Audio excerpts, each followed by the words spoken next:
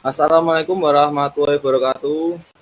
Uh, Perkenalkan kami dari kelompok 3 yang beranggotakan saya, Anfa Fala Savana, Anissa Yahra Indriani, Nurfanda Ronakun, Nabila Jasmine Safitri, Anindita Purwaning Tias, Yogi Bujutami, Nisrina Claudia Azira, dan Nopi Lestari. Yang selanjutnya ada topik pembahasan, yaitu ada yang pertama definisi tuberkulosis. Yang kedua ada gejala yang berhubungan dengan gizi yang mengganggu keadaan gizi. Yang ketiga faktor risiko. Yang keempat dampak atau konsekuensi tuberkulosis. Yang kelima ada medikamentosa. Yang keenam ada terapi diet. Yang ketujuh ada asesmen. Yang kedelapan diagnosa gizi. Yang kesembilan intervensi tuberkulosis. Yang kesepuluh ada monitoring dan evaluasi.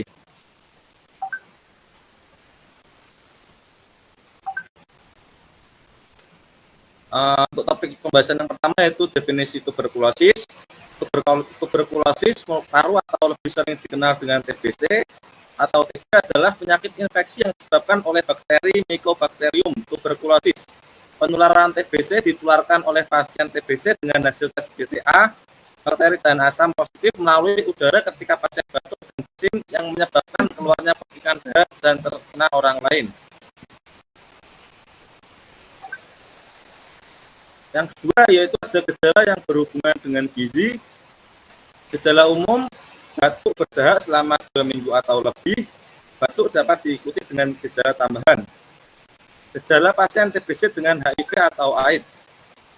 Pasien TBC yang disertai positif HIV, batuk selama 2 minggu seringkali bukan merupakan gejala TBC. Pasien TBC ekstra paru memiliki keluhan atau gejala yang terkait dengan organ yang terdampak. Selanjutnya ada gejala TBC pada anak.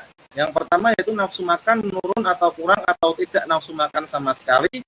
Yang kedua ada masalah berat badan. Yang ketiga meleiset dan letargi sehingga anak tampak lebih lemah atau lesu serta tidak bergairah.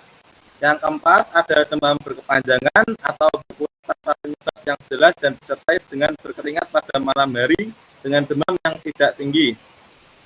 Yang selanjutnya ada batuk dengan jangka waktu yang lama dan tidak ada penyebab lainnya. Selanjutnya pembesaran pada kelenjar limfa superficialis yang umumnya multiple saling melekat dan tidak nyeri tekan.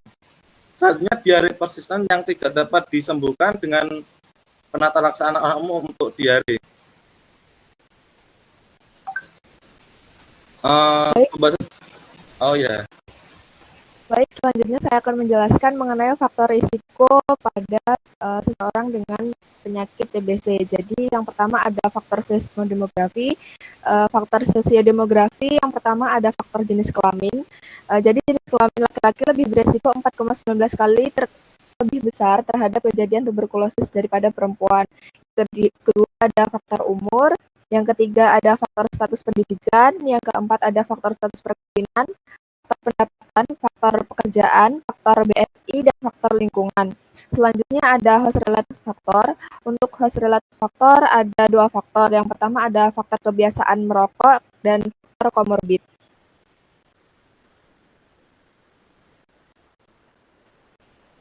Nah, ini selanjutnya ada dampak atau konsekuensi tuberkulosis. Yang pertama terhadap individu. Yang terhadap individu yang pertama ada biologis, kelemahan fisik secara umum atau batuk yang terus-menerus, sesak napas, nyeri dada, nafsu makan menurun, berat badan menurun, keringat pada malam hari, dan kadang-kadang panas yang tinggi. Yang kedua ada dampak psikologis, biasanya klien mudah tersinggung, marah, atau putus asa. Yang ketiga ada sosial, punya perasaan rendah diri seorang karena malu dengan keadaannya. Yang keempat ada spiritual, karena adanya distress spiritual, yaitu menyalahkan Tuhan karena penyakitnya. Dan yang kelima adalah produktivitas yang menurun. Selanjutnya ada dampak atau konsekuensi terhadap keluarga. Yang pertama terjadinya penularan terhadap anggota keluarga yang lain. Yang kedua produktivitas menurun. Yang keempat psikologis, peran keluarga akan berubah dan diganti oleh keluarga yang lain. Dan yang keempat adalah sosial keluarga, merasa malu dan mengisolasi diri. Yang ketiga ada konsekuensi terhadap masyarakat. Yang pertama, apabila penemuan kasus baru TB tidak secara dini, serta pengobatan penderita paru positif tidak teratur atau out pengobatan, maka resiko penularan maka masyarakat luas akan terjadi oleh karena cara penularan penyakit TB paru. Yang kedua, 5 langkah strategi DOTS adalah dukungan dari semua kalangan. Semua orang yang batuk dalam jangka waktu 3 minggu harus diperiksa dahaknya. Harus ada obat yang disiapkan oleh pemerintah dan pengobatan harus dipantau selama 6 bulan oleh pengawas minum obat atau PMO dan ada sistem pencatatan atau pelaporan. Selanjutnya ada medikamentosa. Yang pertama ada INH. Jadi penyerapan INH akan berkurang maksimal ketika dikonsumsi bersama makanan. Untuk itu sebaiknya konsumsinya 2 jam sebelum atau setelah makan. INH dapat menyembuhkan gangguan gastrointestinal, hepatitis, imbas obat, atau drug induced hepatitis dengan mual, muntah, dan jaundice. Yang kedua ada rifampicin. Jadi rifampicin ini dapat menyebabkan anoreksia, mual, muntah, hepatotoksik, dan hepatitis imbas obat. Yang ketiga ada pirazinamid. Pirazinamid dapat menyebabkan anoreksia, mual, muntah, hepatotoksik, dan hepatitis imbas obat. Yang keempat ada etambutol. Jadi pemberian etambutol dapat bersamaan dengan makanan, namun tidak bersamaan dengan obat antasida. Jadi efeknya dapat menyebabkan mual. Yang kelima ada obat antituberkulosis lini kedua atau OAT untuk TB-MDR. Jadi dapat menyebabkan anoreksia, mual, muntah, hepatotoksik, dan hepatitis imbas obat. Untuk terapi diet pada penderita tuberkulosis diberikan dengan memperhatikan yang pertama tidak nafsu makan. Jadi dimulai dengan makanan kesukaan, misalnya porsi kecil dan sering, makanan dengan densitas kalori tinggi, dan hindari makanan dengan aroma yang menyengat. Yang kedua ada batuk dan sesak nafas. Itu terapi dietnya adalah porsi kecil dan sering, makanan yang berkuah dan hangat, hindari olahan digoreng, konsistensi lunak, keadaan sesak konsumsi karbohidrat dikurangi, diganti dengan sumber lemak dan sumber karbohidrat, utamanya karbohidrat kompleks. Yang ketiga ada dengan demam. Jadi terapi dietnya diberikan dengan makanan kaya zat gizi, dengan meningkatkan asupan minum dan memenuhi kebutuhan asupan makan sesuai dengan derajat demam. Yang keempat adalah penurunan berat badan. Jadi terapi dietnya yang diberikan adalah frekuensi sering, memberikan asupan makan dengan sumber protein dan mengupayakan pemenuhan asupan zat gizi optimal. Yang selanjutnya ada mual dan muntah. Dengan mual dan muntah itu diberikan dengan porsi kecil, sering, perlahan, mengurangi makanan yang merangsang rasa mual, hindari kafein, berbumbu tajam, dan alkohol. Selanjutnya akan disampaikan oleh teman saya.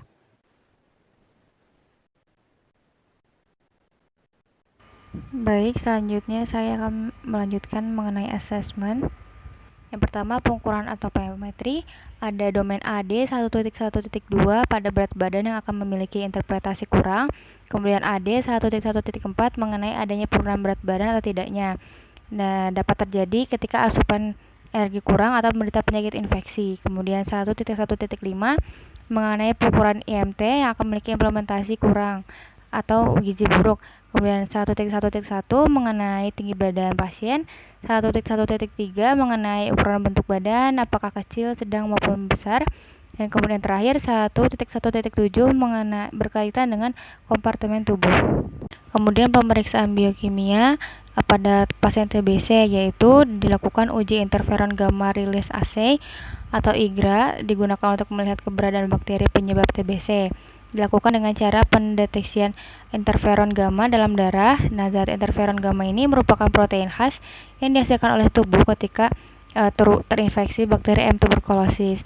Kemudian kandungan sel darah seperti natrium dalam darah, kalium dalam darah, dan sebagainya. Pengecekan gula darah juga dilakukan. Kemudian tes cepat molekuler atau TCM digunakan dalam memberikan diagnosis pada pasien. Dilakukan sebanyak 2 kali, dengan satu sampel disimpan dan sampel lainnya dilakukan uji coba.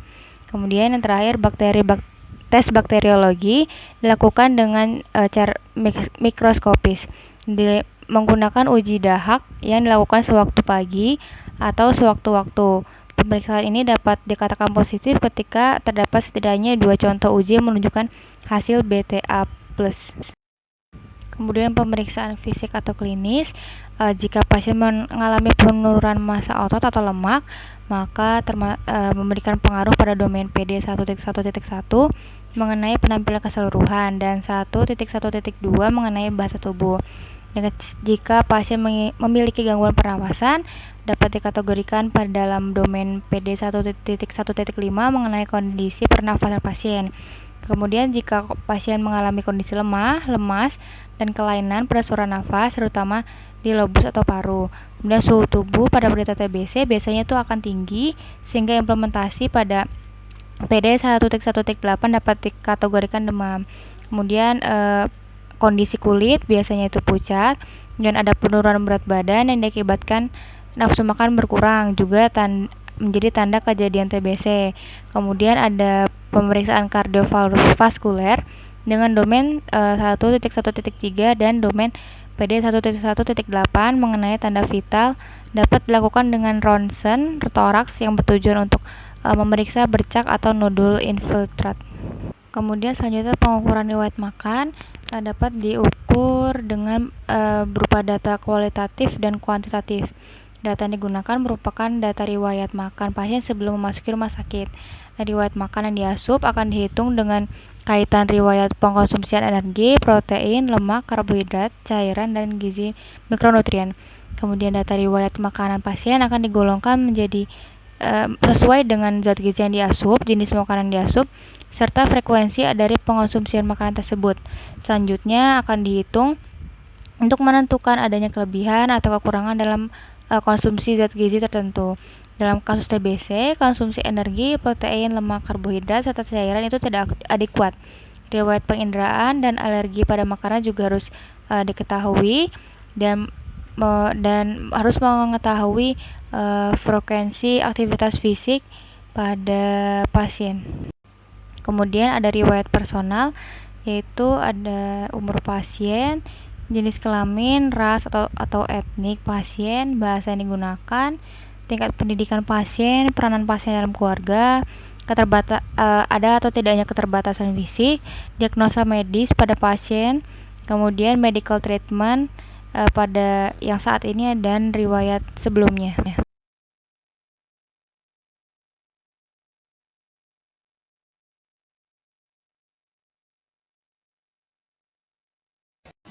Baik, selanjutnya ada saya di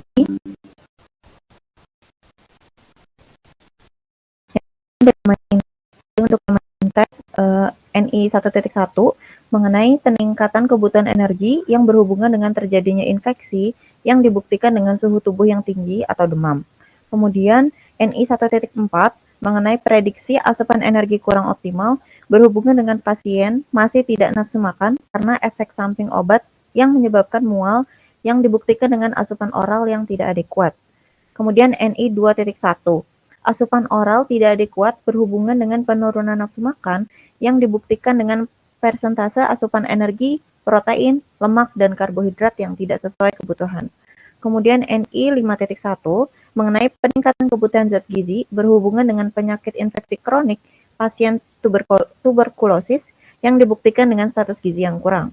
Kemudian NI 5.7.1 mengenai asupan protein tidak adekuat berhubungan dengan konsumsi protein yang hanya satu jenis yang dibuktikan dengan persentase asupan protein yang rendah.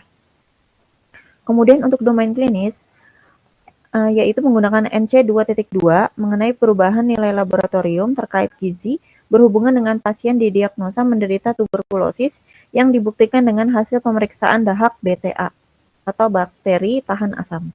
Kemudian NC 3.2 kehilangan berat badan yang tidak diinginkan berhubungan dengan kesulitan menelan yang dibuktikan dengan penurunan berat badan secara tidak sengaja. Kemudian untuk domain perilaku, NB 2.5 mengenai kualitas gizi yang buruk dalam hidup berhubungan dengan kurangnya kesadaran pasien akan bahaya merokok yang dibuktikan dengan pasien yang memiliki kebiasaan merokok sejak lama. Kemudian NB 3.1 mengkonsumsi makanan yang tidak aman berhubungan dengan pengetahuan yang kurang mengenai makanan yang aman yang dibuktikan dengan konsumsi makanan yang sembarangan. Kemudian untuk intervensi TBC akan dijelaskan oleh rekan saya. Selanjutnya yaitu ada intervensi TBC. Untuk tujuannya yaitu untuk memenuhi kebutuhan energi dan protein yang meningkat untuk mencegah kerusakan jaringan tubuh. Kemudian untuk mencapai dan mempertahankan berat badan normal. Untuk prinsip dietnya yaitu makanan yang mengandung tinggi energi, tinggi protein, bentuk makanan disesuaikan dengan kemampuan makan pasien. Apabila ada asupan kurang dari 50% dari kebutuhan, maka diperlukan kombinasi pemberian makan. Frekuensi asupan makan yaitu kecil tapi sering dan padat gizi, makanan berkuah dan mengandung banyak cairan, mengutamakan sumber karbohidrat kompleks, mengonsumsi sayur dan buah sebanyak 5-6 porsi per hari, menghindari pengolahan makanan yang digoreng, terlalu manis, terlalu asam, es, terlalu pedas, dan dapat merangsang batuk, menghindari alkohol, dan memenuhi prinsip keamanan pangan. Kemudian ada syarat dietnya, yaitu energi yang diberikan sesuai dengan kebutuhan, protein, lemak, karbohidrat sesuai dengan kebutuhan, vitamin dan mineral cukup sesuai kebutuhan. Vitamin dan mineral yang penting bagi pasien TBC itu ada vitamin A, C, D, B6, zinc, Fe, dan kalsium. Kemudian cairan diberikan 30-35 ml per kilo BCI. Makanan yang diberikan yaitu bentuk mudah dicerna. Di sini ada tata laksana diet untuk berbagai keadaan. Pada anak, yaitu energinya diberikan sesuai dengan kebutuhan, disesuaikan dengan faktor usia, pertumbuhan, dan koreksi faktor stres. Protein diberikan sesuai dengan faktor usia dan faktor pertumbuhan. Untuk asupan lemak, usia kurang dari 2 tahun diberikan 55 dari total energi. Untuk usia lebih dari 2 tahun, maksimal diberikan 30% dari total energi. Untuk karbohidratnya, usia kurang dari 2 tahun, yaitu 40-50% dari total energi. Usia lebih dari 2 tahun, 50-60% dari total energi. Pada anak dengan kondisi gizi buruk, maka kebutuhan asupan ini mengacu pada tata laksana gizi buruk. Selanjutnya ada untuk dewasa, energi diberikan 35-40 kilokalori per kilogram BBI. Protein diberikan tinggi 1,2-1,5 gram per kilo BB. Lemak diberikan 20-25% dari total energi. Karbohidrat cukup, yaitu sisa dari kebutuhan energi total. Pada kondisi sesak, karbohidrat dibatasi yaitu 40-50% untuk mengurangi dampak metabolisme karbohidrat. Kemudian untuk pasien diabetes mellitus, energi diberikan 25-30 kilokalori per kilo BB dengan koreksi infeksi 20-30%. Prinsip dan syarat dietnya ini mengacu pada diet DM. Untuk yang hepatitis, energi diberikan sesuai kebutuhan, protein diberikan 1,2-1,5 gram per kilo BB. Prinsip dan syarat dietnya mengacu pada diet hepatitis. Dan untuk yang gejala ginjal kronik, energi diberikan sebesar 35 kilokalori per kilo BB. Protein diberikan yaitu untuk predialisis 0,6-0,75 gram per kilo BBI. Untuk yang dialisis 1,2 gram per kilo BBI. Untuk yang CAPD 1,2-1,3 gram per kilo BBI.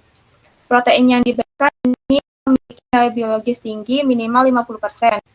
Kemudian untuk lemak diberikan 25-30% dari total energi, karbohidrat diberikan sesuai kebutuhan. Prinsip dan syarat dietnya mengacu pada diet gagal ginjal kronik.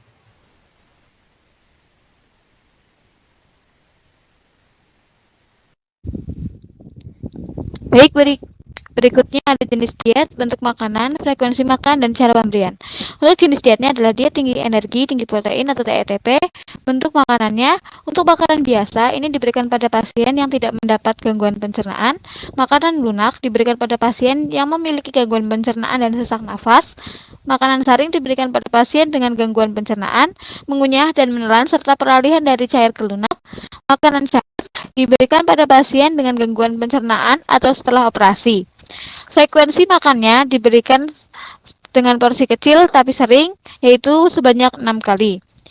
Rute pemberiannya yaitu secara oral dapat dilakukan apabila pasien tidak memiliki masalah pada saluran pencernaannya.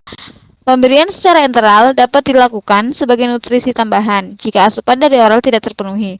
Parenteral diberikan apabila pasien tidak dapat menerima makanan dari saluran cerna sehingga butuh nutrisi dari parenteral. Berikut merupakan tabel bahan makanan yang dianjurkan dan tidak dianjurkan. Untuk edukasinya yaitu bertujuan untuk memberikan pengetahuan diet dan meningkatkan keterampilan dalam memilih makanan. Materi yang diberikan yaitu adalah tentang hubungan gizi dengan penyakit tuberkulosis, pemilihan bahan makanan, mengenali tanda-tanda risiko gizi, gizi seimbang pada tuberkulosis, dan juga interaksi obat dan makanan. Untuk konselingnya, tema yang diangkat adalah diet tinggi energi, tinggi protein. Sasarannya adalah pasien dan juga keluarganya. Konseling ini bertujuan untuk memenuhi asupan gizi individu dan mengubah perilaku individu yang salah terkait makanan. Tempat dan waktu diselenggarakannya yaitu di ruang rawat pasien dengan durasi waktu 30 menit. Metode yang dilakukan yaitu adalah diskusi dan tanya jawab. Alat peraga yang dibutuhkan adalah leaflet, DTTP, dan juga BMP. Materi yang diberikan adalah asupan gizi yang sesuai pada pasien tuberkulosis, tujuan dan prinsip diet tinggi energi tinggi protein, bentuk dan cara pemberian makan yang sesuai dengan keadaan, bahan makanan yang dianjurkan dan tidak dianjurkan, dan perencanaan menu makanan sehari individu tersebut.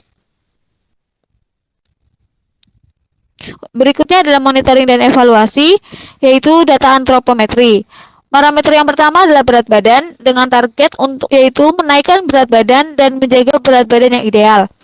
Penata laksanaannya yaitu pengukuran berat badan atau lingkar lengan atas. Monitoringnya yaitu dengan cara penimbangan menggunakan alat timbangan atau vitalila secara berkala. Evaluasinya yaitu jika terjadi kenaikan berat badan, maka intervensi gizi dilanjutkan. Jika tidak, maka lakukan perubahan intervensi gizi. Parameter yang kedua adalah indeks massa tubuh dan status gizi. Targetnya adalah untuk meningkatkan nilai IMT dan status gizinya.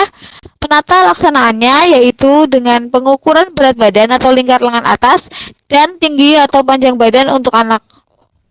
Lalu monitoringnya yaitu adalah penimbangan menggunakan alat timbangan atau vitalila, mikrotoa, metlin secara berkala. Lalu evaluasinya yaitu jika status gizi mengalami peningkatan, maka intervensi gizi ini dilanjutkan. Jika tidak, maka lakukan perubahan intervensi gizi.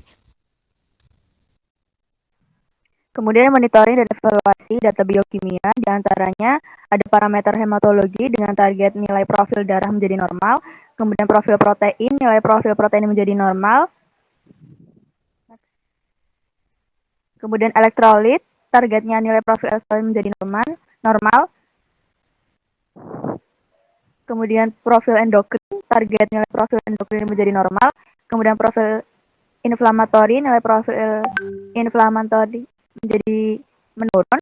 Kemudian parameter profil lipid, targetnya nilai profil lipid menjadi normal.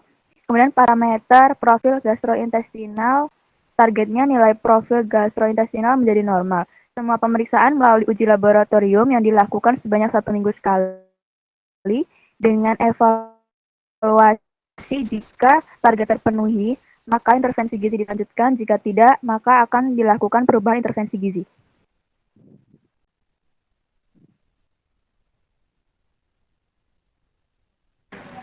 Parameter selanjutnya adalah keluhan, target, keluhan yang dirasakan berkurang, penata laksanaannya dengan cara wawancara, monitoringnya dilakukan dengan setiap hari, evaluasi jika keluhan yang dirasakan berkurang, maka intervensi gizi dilanjutkan. Lalu ada tanda-tanda vital seperti suhu dan juga ada tingkat respirasi. Targetnya adalah tanda-tanda vitalnya kembali normal. Untuk penata laksanaannya, pemeriksaan suhu, tekanan darah, dan juga tingkat respirasi dilakukan setiap hari. Lalu evaluasinya, jika tanda-tanda vital kembali normal, maka intervensi gizi dilanjutkan. Selanjutnya ada asupan oral seperti energi, karbohidrat, lemak, dan juga protein. Targetnya adalah makanan yang diberikan diasup hingga 80%. Penata laksanaannya menghitung Comstock dan juga recall. Monitoringnya dilakukan setiap hari. Evaluasinya jika makanan yang diasup telah mencapai 80%, maka pemberian diet akan dilanjutkan secara normal. Sekian dari kelompok 3. Kurang lebihnya mohon maaf. Dan juga terima kasih telah mendengarkan kelompok kami. Wassalamualaikum warahmatullahi wabarakatuh.